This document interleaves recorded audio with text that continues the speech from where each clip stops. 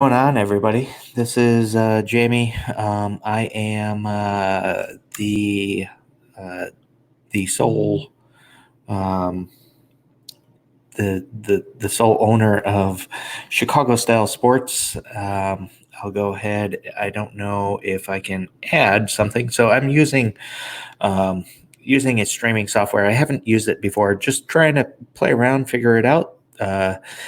And let's see here. Brand color, default, logos, overlays. I don't have any of these things. These could have been super cool things to play around with beforehand. See if we rename the brand. We'll go here and we'll go Chicago Style Sports. Let's rename that. But boom, yeah. So I just wanted to start something up here. Wanted to talk about um, the Cubs losing a game here on the road in Philadelphia. It looks like they are currently they are 2-3 on the road trip, and the Cardinals won tonight, which has brought them within a game. And we have Hader on for the Brewers in the eighth inning. Looks like there's two outs, and they have a one. No, they're actually trailing Minnesota 7-5. So the Brewers might be pushing their way a little bit further back in the division, while the Cardinals they took advantage of the Cubs losing today. But let's see here. Just wanted to make sure that this is going. All right. It looks like. Sorry. Okay. Yeah. So it looks like we're live on YouTube. But yeah, just wanted to jump on here real fast. Wanted to see if there was anybody else out there that kind of wanted to discuss. Had any questions on the Cubs? Had any questions on what's going on with the Cubs with their road woes? Had any questions on the Cubs? Had any questions on the website? Or really just anything else in general. I am here for a couple of minutes as I try to figure out this live stream thing. Want to go ahead and push this out to anybody that would be willing to listen to it. Today, I actually was unable to watch the Cubs game today. I listened for a little bit. I had some other things going on, and then I instead of watching, I went ahead and I saved myself some of the misery of watching the bullpen implode, and did a little fishing here in the neighborhood. Hold on one second. 3, 2, 1.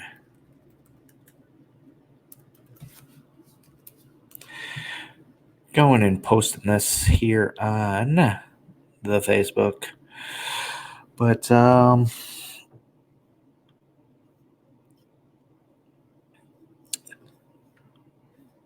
yeah, just wondering how everybody is doing. Wanted to see if there's any questions on the Cubs, any questions on what might be going on in Cubdom, and just kind of talk ourselves off a little bit of a ledge. Tonight, I would almost think that tonight was a little predictable, right? So,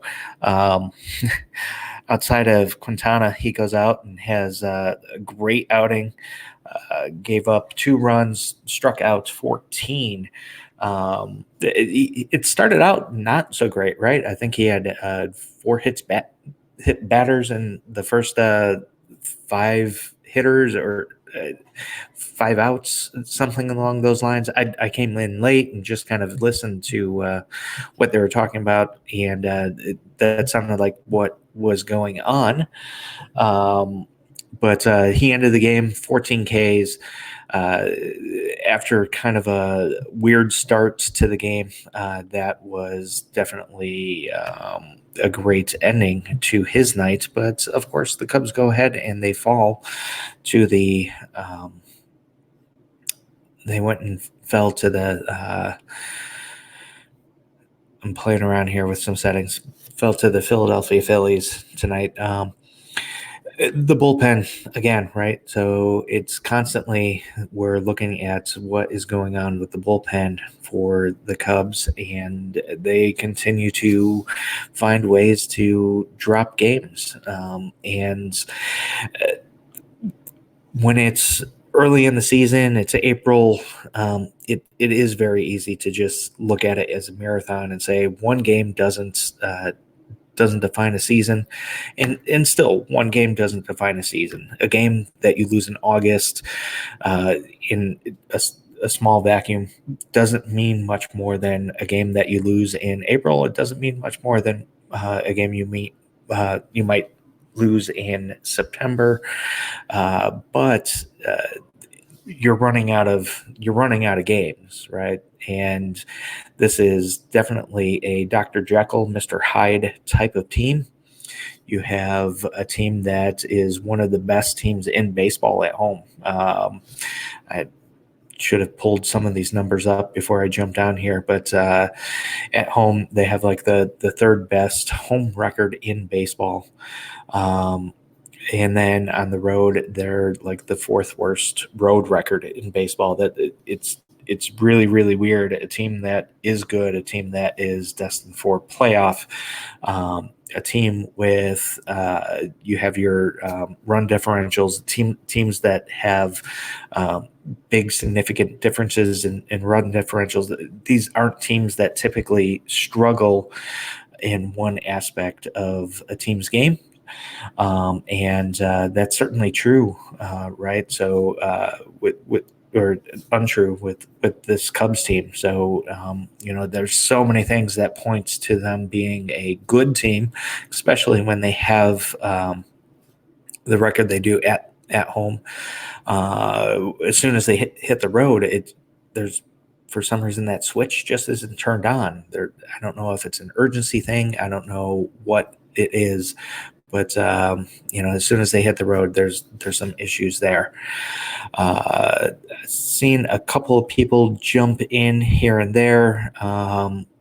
Definitely if you have an opportunity from YouTube, go ahead, post questions. Let me know what is going on.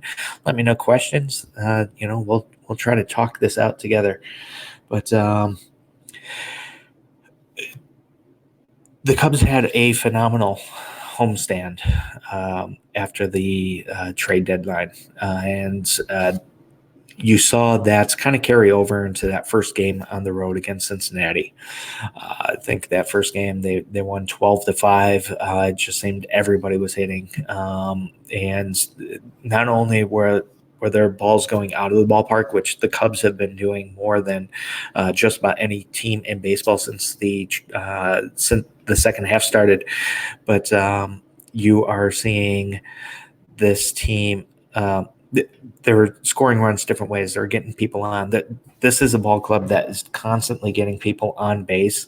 I know that a lot of people like to point to the hitting with runners in scoring position, and of course they could do a little bit better, right? Every team in baseball can do better at hitting with runners in scoring position, but when it comes to this team, they do put so many people on base, right? And when they do have these many people runners on base, they're going to leave a lot on. And so I think that a lot of people have a little false representation of how they actually do perform in those situations. And they're really like more towards the middle of the pack when you're looking at runners left on base, as opposed to like in the top portion. And that says a lot for a team that does put runners on base. And they do that in non-traditional ways. I think a lot of people, when when they're looking at teams, when they're looking at big offensive type teams, you're really expecting those guys to have huge batting averages, and that was kind of the way of the past, the way of baseball in yesteryear, where that was the way that you got on base, is by hitting your way on. It wasn't uncommon in some lineups, if you're looking 40, 50, 60 years ago, to have multiple people in the not just batting 300, but you have guys in like the 310s, 320s, 330s, 40s, 350s, whatever that might be. You had a lot of those guys, and that's the way that they reached. And it was by shooting the ball the other way. It was by grinding out at bats and finding a way to poke one over second baseman's head or down the line, or even that infield single. And those aren't things that really happen anymore. And it's because power has taken over the game, and it's because a lot of analytics has shown that players. Basically, what it shows is 4 bases are better than 1 base. 2 bases are better than 1 base.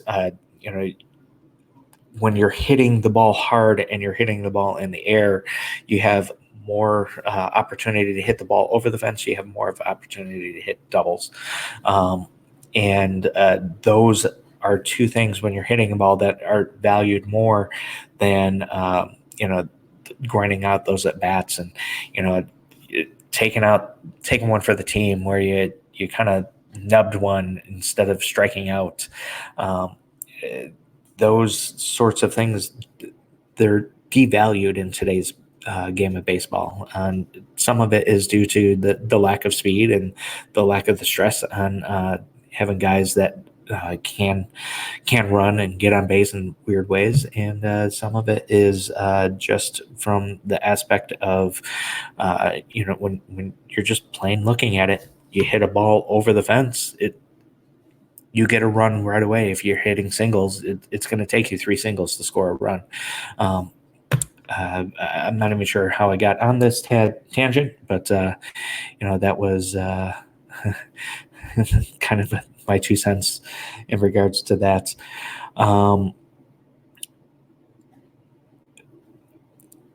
This Cubs team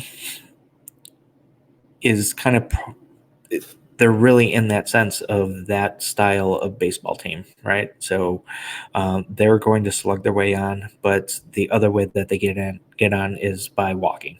There's a lot of swings and miss on the team. And I know that frustrates a certain percentage of Cubs fans, whether it's kind of old school Cub fans or new school or whatever school.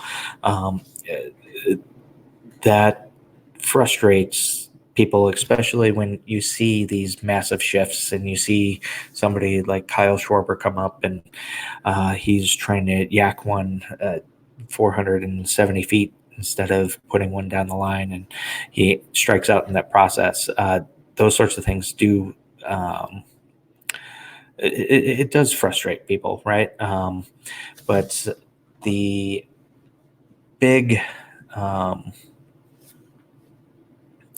advantage to this style of hitting is, instead of putting together those innings where you need 3, 4, 5 people to hit the ball in order to put up crooked numbers, you only need like 3 people. You're reducing those opportunities. You're just maximizing your efforts, right? But of course, when you're doing that, you do get the swing and miss and things like that. I don't know what that really has to do with the road woes. I mean, why they suffer so much on the road, it really is. It's really beyond me. You have a team that's they'll win the blowouts at home. They'll win those close games at home. They find a way to win at home. And what is interesting is they don't find the way to do those sorts of things while they're playing on the road. And that isn't what great teams do. That's not something that great teams suffer with.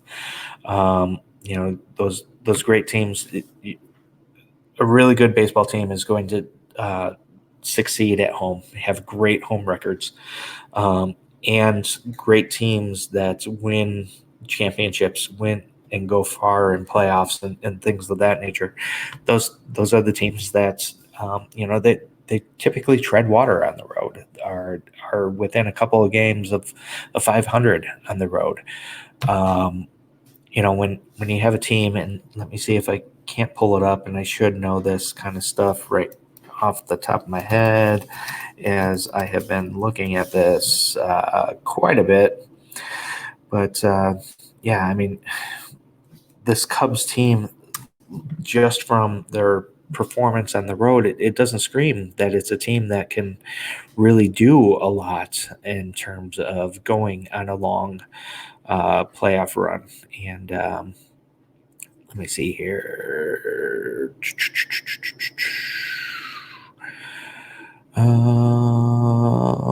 Schedule resort stats. Trying to pull this up here real fast, and of course I'm not going to be able to find what I am looking for specifically. I think it's right under here, under schedule and results. But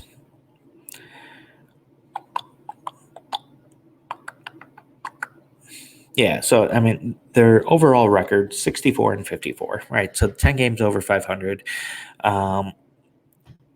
It doesn't feel like a 10 game over 500 team always, but they've scored 591 runs. They've allowed 514 runs. Let's see, what I want to look at is overall splits. Yes, so 41-19 at home, 683 winning percentage at home. On the road, so where I've said typically great teams are teams that are treading water on the road. And before I even bring up the Cubs record on the road, I'm going to go ahead and find the Los Angeles Dodgers road record. So right now, of course, we all know that Dodgers, they're 79-41. I think they won or are winning tonight. I'm watching the Brewers and Twins game right now, which looks like the Twins have a guy on second with an out. So they are threatening to punch through another run. But let's see here. Boom, boom, boom, boom. Scroll down, schedule results. When we take a look at the splits, so the Dodgers are 48-16 at home, 48-16. The Cubs at home are 41-19. So that's the Dodgers right now are the best team in the National League. Their record shows it. Their ability to put the bat on the ball and do so with authority shows it. Their pitching has shown it. It's very, very tough to argue the fact that they've performed as the best team in the National League so far this year. But so at home, they're 48-16. On the road, they are 31-25. So 6 games over 500 on the road. And that is what good teams do.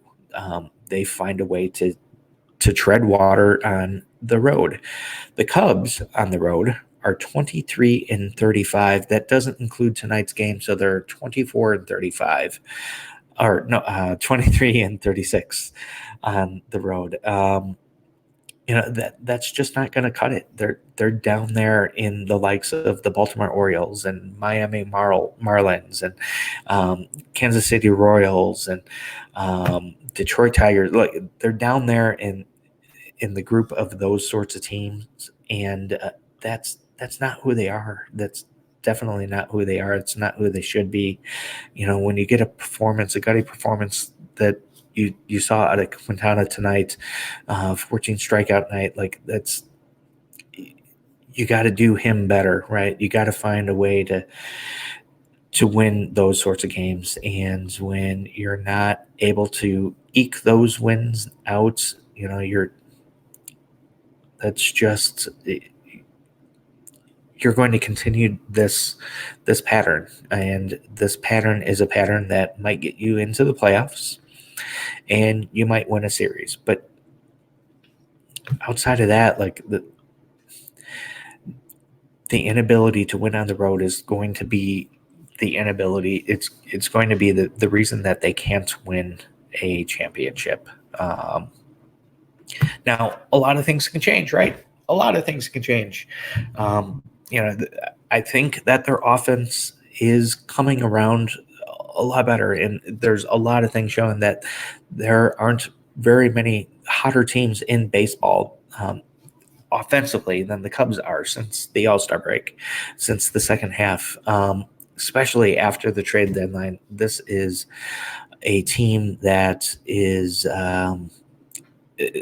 offensively, they're very, very gifted.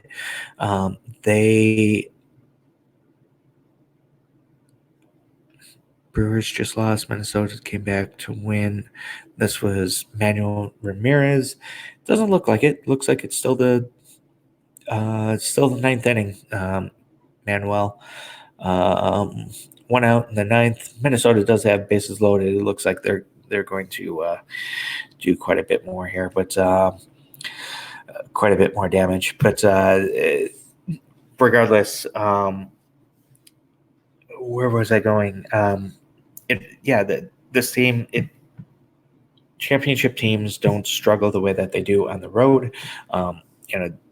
Teams that perform like this are going to keep other people around for a much longer time than needed. You are going to teams like the Cardinals. I don't think the Cardinals are very good. I think the Cubs could be very good.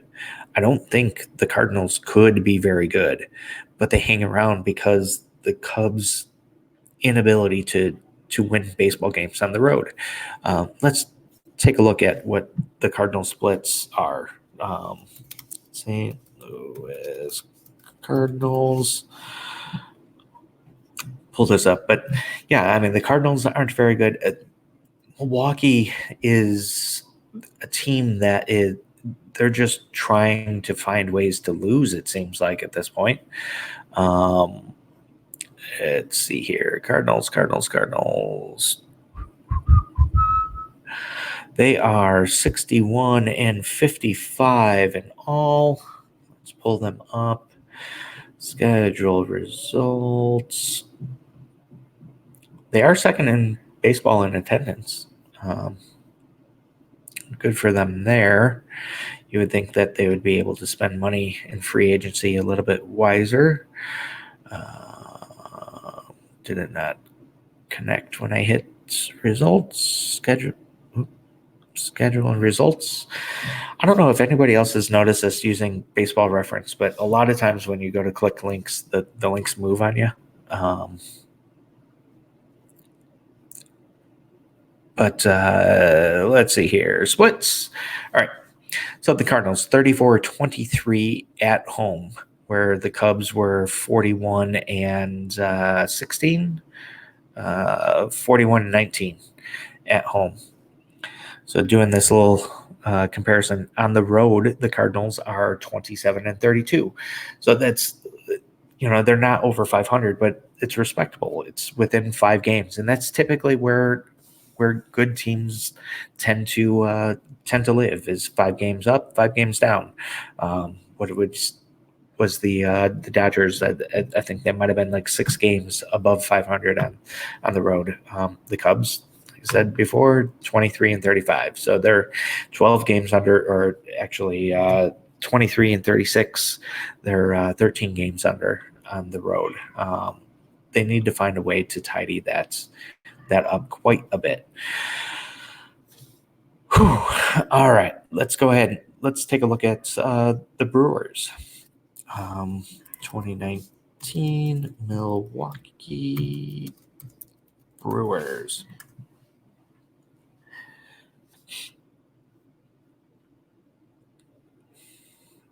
Schedule and results. It doesn't load for some reason. Schedule and results.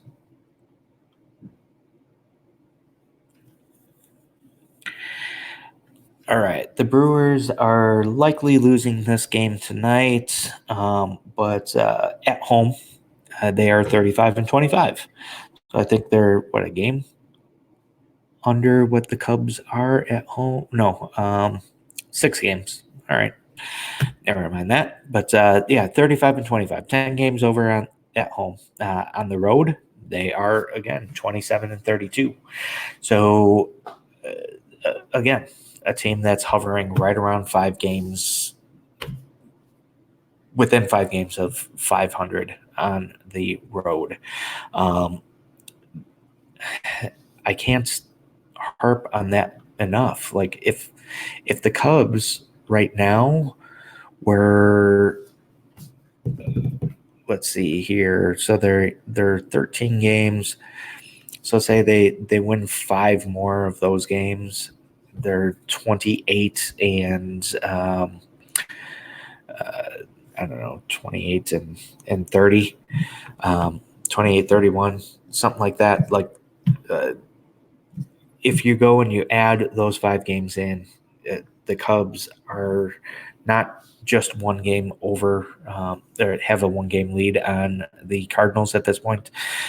You add those 5 games in, and now they're 6 games up, and going into the last month. So we're about halfway through August, right? It's August 13th. We're pretty dang close to halfway through August. You have a 6 game lead. That's pretty damning for anybody else in the division. They need to make runs at that point, and that's, if the Cubs were somewhat respectable, they could be on the verge of looking to put the division away, but they just aren't, and they continue to shoot themselves in the foot, and their bullpen continues to shoot themselves in the foot.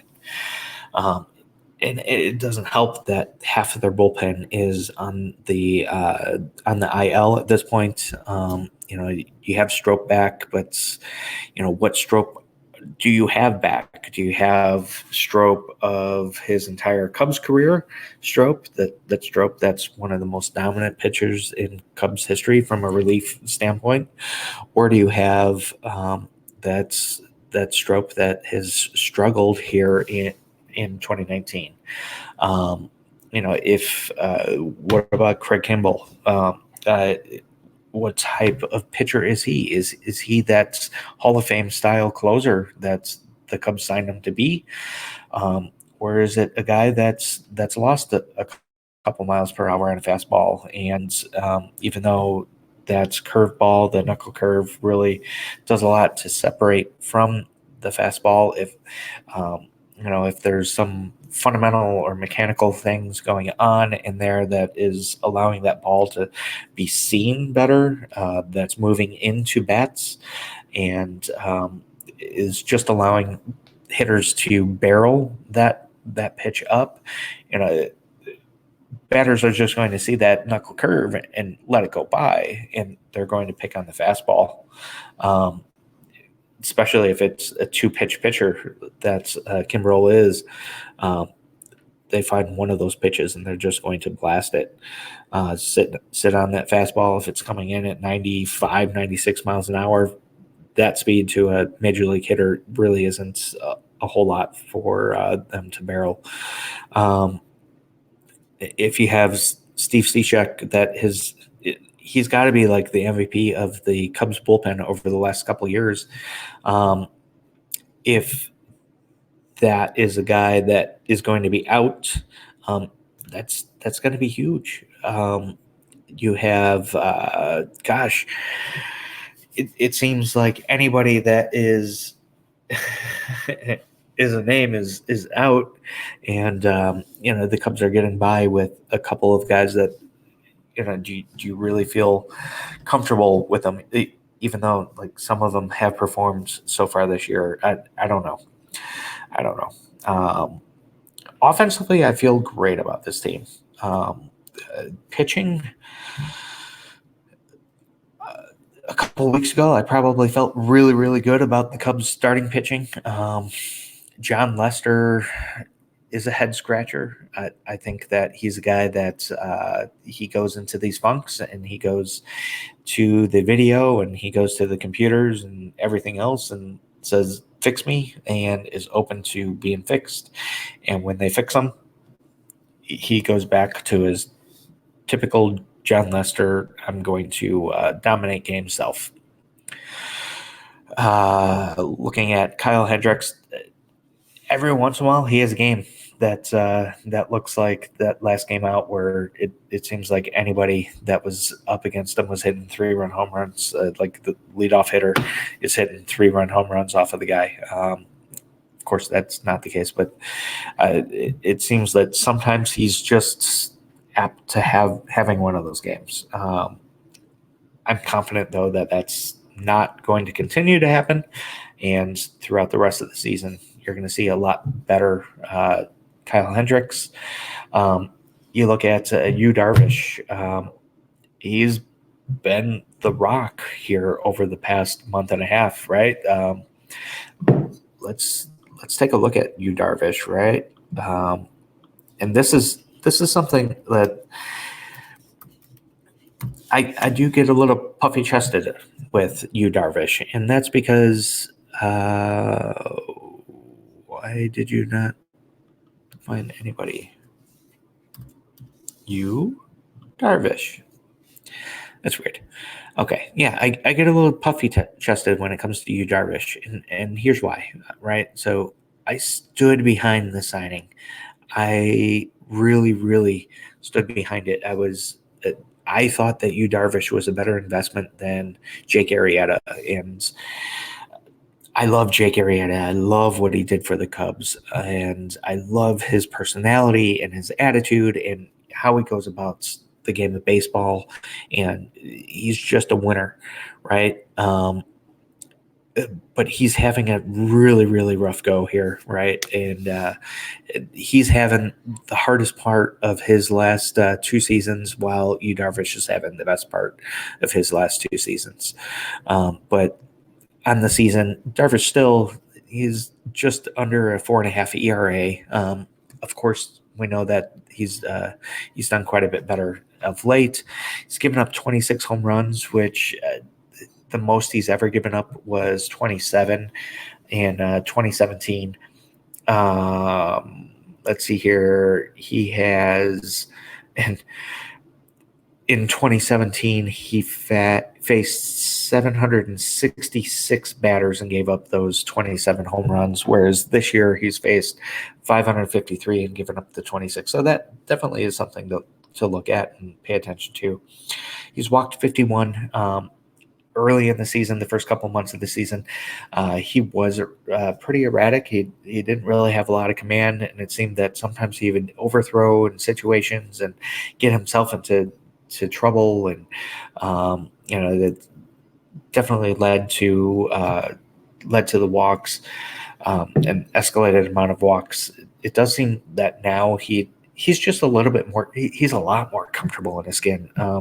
I saw something on Instagram the other day where Cole Hamels had a picture of him and of himself, and he was throwing a pitch, and I think Victor Caratini commented something like, "Oh, that looks like 91," meaning like 91 miles an hour, right? And Yu Darvish responded back like something along the lines of like more like 89, with a couple of emojis, just teasing Cole Hamels. And I don't think that Yu Darvish, the Yu Darvish from 2018 does that. The Yu Darvish in 2019, this Darvish that's much more comfortable in Chicago, much more comfortable on the Cubs, and is finally seeing success.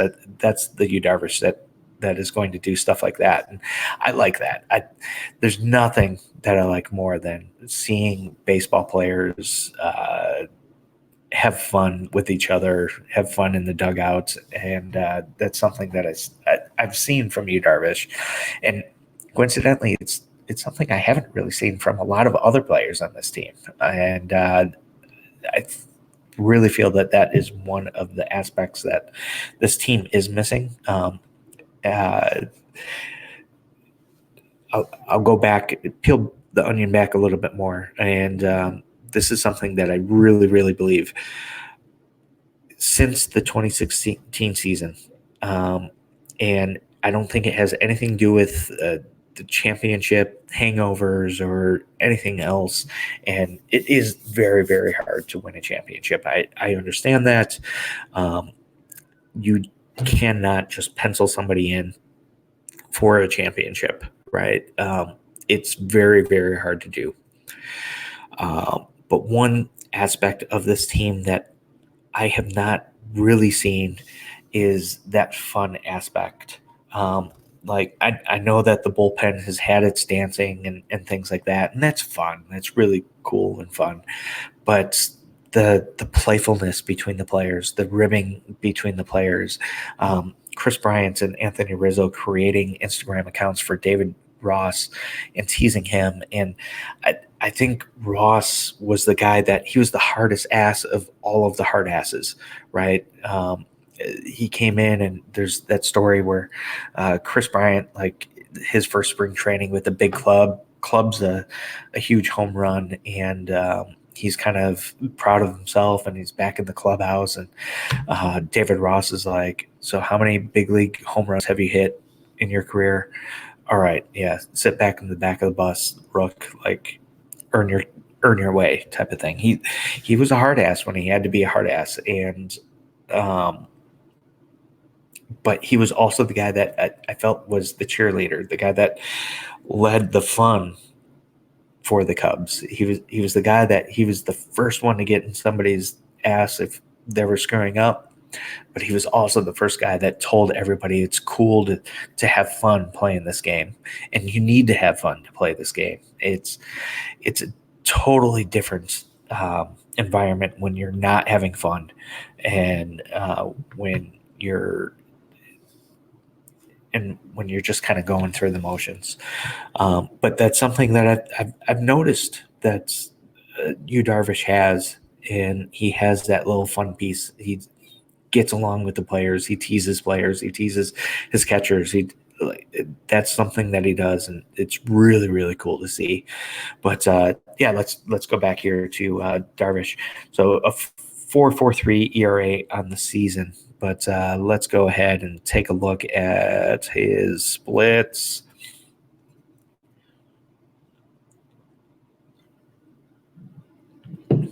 All right, Minnesota just beats the Brewers 7-5. 7-5. So the Brewers are going to get pushed back another game. So they were 3 games out, I believe, coming into today.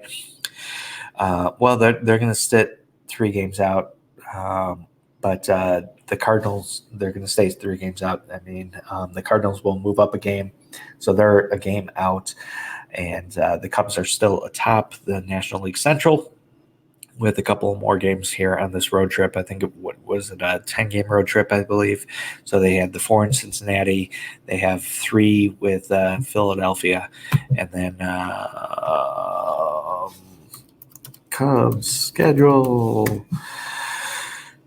It's 11 o'clock. I'm 3 beers in. So if I'm not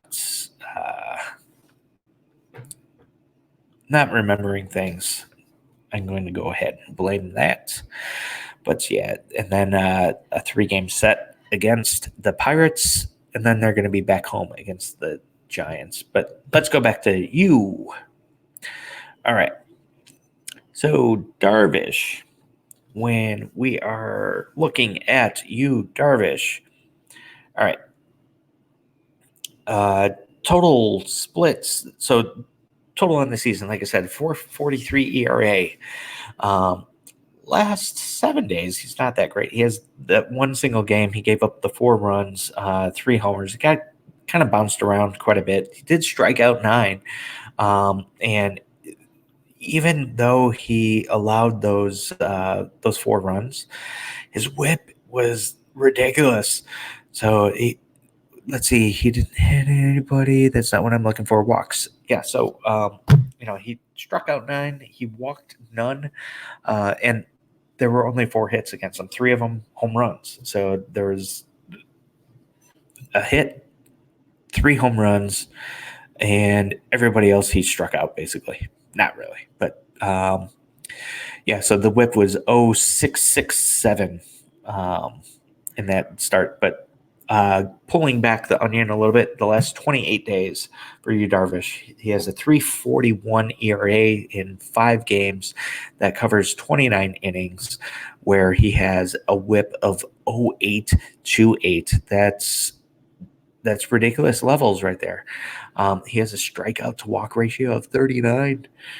That's also crazy. So he's over the past 5 starts, he has 39 Ks and 1 walk. That's pretty ridiculous right there. I knew it was kind of lopsided. I didn't realize it was still that lopsided. And that's in 29 innings. So look at that too, right? So 29 innings pitched, 39 strikeouts. I'm no mathematicians, but that's almost a strikeout and a half every inning. That's you're going to fare very, very well when you're not even allowing hitters to touch the ball.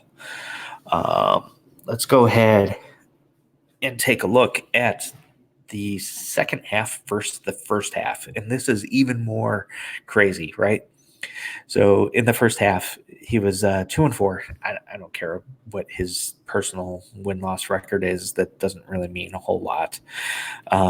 But he had a 5.01 ERA in 18 games, 97 innings pitched, allowed 81 hits in those 91 or 97 innings. And that would be okay, right? Like if you can give up hits as long as those guys aren't crossing the plate. He's giving up less than a hit an inning, which really shows that it's going to be difficult for players to score. We've already kind of identified that it takes like 3 hits for a run to cross the plate. So that's not horrible. You would probably expect a little bit more from hits allowed standpoint from a guy that you're paying the money that you're paying. The 20 home runs in the first half, that's definitely a thing. And the big thing there, though, is the 49 walks. So in about more than half the innings pitched, he was allowing a walk. That's not going to get things done. He had 49 walks to 111 strikeouts, which gave him, like, for every 2 strikeouts, 2 1/3 strikeouts, he was allowing a walk. What is impressive, though, is he was averaging 10.3 strikeouts per 9 in that first half. So even though he was struggling from some standpoints, and I remember looking back on so many games early in the season, he would have like 6 innings pitched, 2 hits, 4 runs. And you're like, what the hell? How does that sort of thing happen? And it's because he'd walk 2 guys and the guy would hit a 3-run home run. Like, what the F? And then the next guy would come up and he would jack a home run. Or maybe not like that, but and it was always late in the game too, right? So he would have 4 beautiful innings, and then all of a sudden he would have this stupid inning where he'd walk 2 guys, a 3-run home run. Maybe he walks another guy, and it's 2-run home run. And now all of a sudden he goes from a gem to a game where he only gave up 2 hits, two hits, but he gave up 5 runs because he wasn't able to get the ball over the plate, or I guess when he did, he was getting punished for it. Second half. Now this spans 6 games, but over those 6 games, he has a 2.83 ERA. 2.83 ERA in 35 innings pitched. He's given up 25 hits in those 35 innings. So it's still very, very similar ratio as far as the hits. And I'm just looking at it, and it looks to me that 81 is pretty close to 97. And when I'm looking at it, 25 is pretty close to 35. So it's no real math going in there. It's just kind of taking a look at guessing sort of thing. But okay, yeah. So he's given up 25 hits. The big difference here is 2 walks.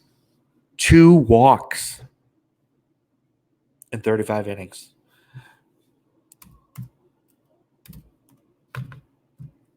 It's incredible. 2 walks, 35 innings. He's still prone to a homer, right? So 6 games, he's given up 6 home runs, so a homer a game. I feel that guys that have velocity that Yu Darvish does have, and guys that are definitely willing to lay off certain pitches. Let me see if there's another live game.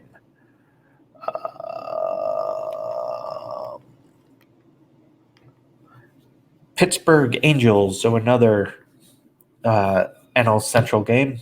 Pittsburgh is currently leading the Angels 6-5. It looks like it's pretty late in this one.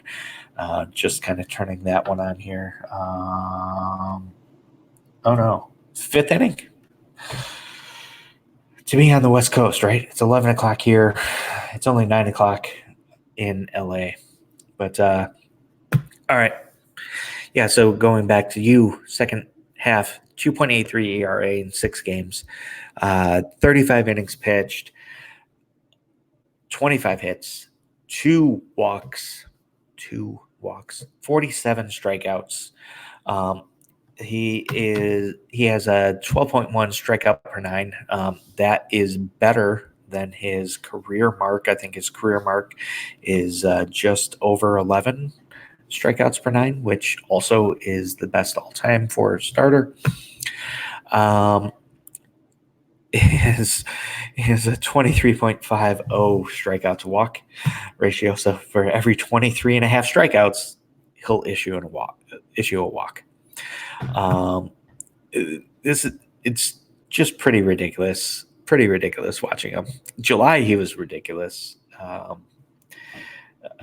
Yeah, if this is the Yu Darvish that the Cubs are going to get the rest of the way, the rest of the contract, it's not the guy they're going to get the rest of the contract. But if it's a guy that they're going to get for the rest of the season, I'm here for Yu Darvish. If it's the guy that you're mostly going to get over the next 2 years, I'm here for Yu Darvish. I understand, and similar with John Lester, you got to understand that eventually age is undefeated. And with you, what is he, 32? You add, 3 years onto that, 35-year-old pitcher. And he's a 35-year-old pitcher that has 1,000 career innings pitched in the major leagues. And then I think it was like 2,500 in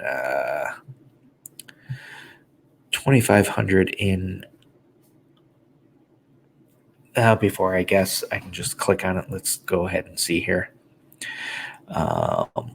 In Japan,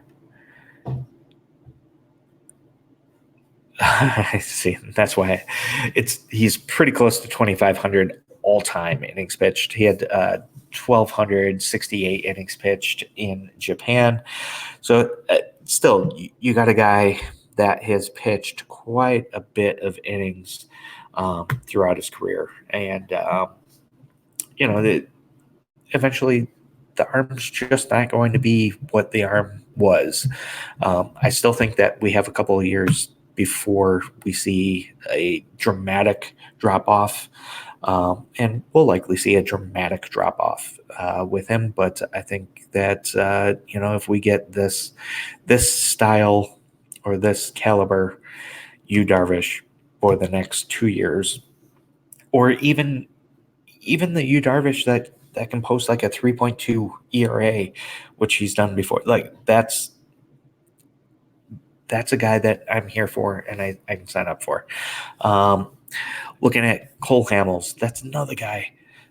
My gosh! So last year he came and he was a godsend to this rotation, and this year he's overall still pretty good, 3.09 ERA. But let's take a look here. Game logs. Oh, computer. All right. Pitching game log 2019. All right. So his last outing, he gives up 4 earned run, 5 total runs, 4 earned. Outing before that, he gave up no runs in the 5 innings that he pitched. Excellent. Outing before that, it was a single run. Outing before that, 3.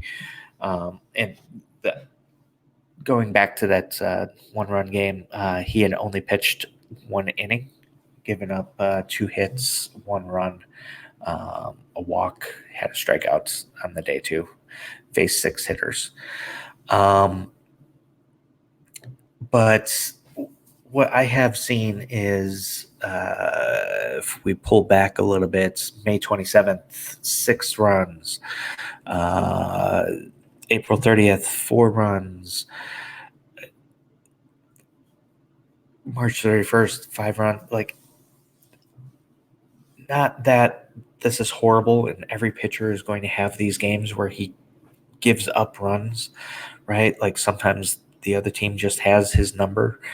What I have felt out of him is he's just not fooling as many people as what he once was. He's not fooling hitters the way that he was last year. And that, again, it could be an age thing. He's 35 years old. He's going to be 36 next year. I would love for a guy like Cole Hamels to stick around and be on the Cubs another year. I don't know if that is possible. He's a guy, he's making $20 million this year. I don't see why he would take a giant pay cut to pitch next year. Maybe looking at like a $15 to $17 million deal to pitch in 2020. I don't know. If he's around, I'm for it. But he has decent results as a whole. He just hasn't impressed me the way that he impressed me in 2019, the way that he impressed me in previous seasons, especially seasons in Philadelphia, especially I think like that first season in Texas. He just hasn't been that guy for me for some reason, and I really, really want him to be that guy. He just kind of hasn't. Now we're going to go ahead and take a look. So, like I had mentioned, Jose Quintana, he had kind of a gutsy performance here today, right? So I think he hit 4 batters tonight. Let me pull his stats up for today. So 6-inning pitch, 5 hits, 1 walk, 14 strikeouts, and 14 strikeouts in 6 innings. That's a guy that's dominating an offense.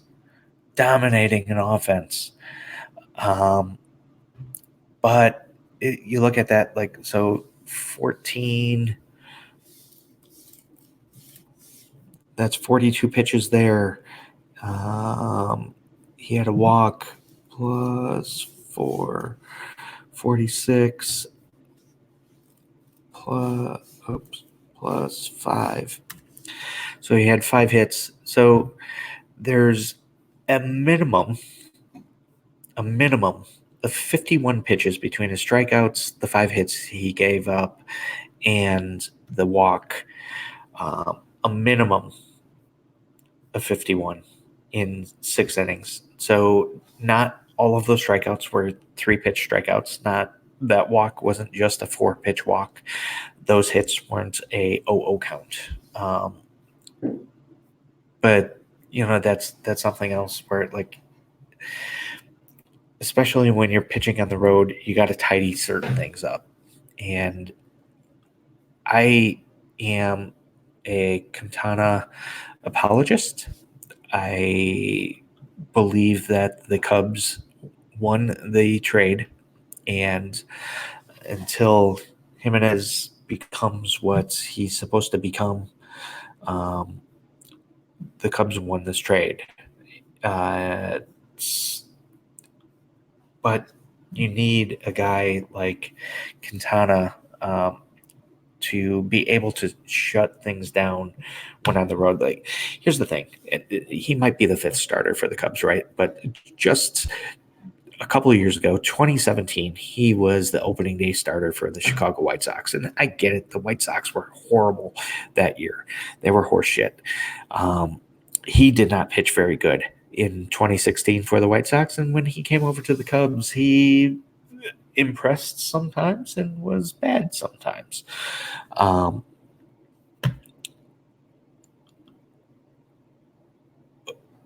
This is a guy that has the ability to be on top of. He's not an ace. I'm not going to say he's an ace. I'm not going to say he's a 2, but he's the type of pitcher that could be a very, very solid number 3 for, 25 teams in baseball. That's just kind of off the top of my head. Like, he's that talented where he has the ability to do that.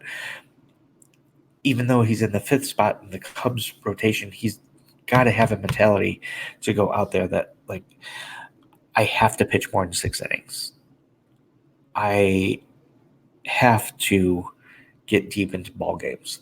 I can't hand balls over to the bullpen, especially when you had a guy in Cole Hamels that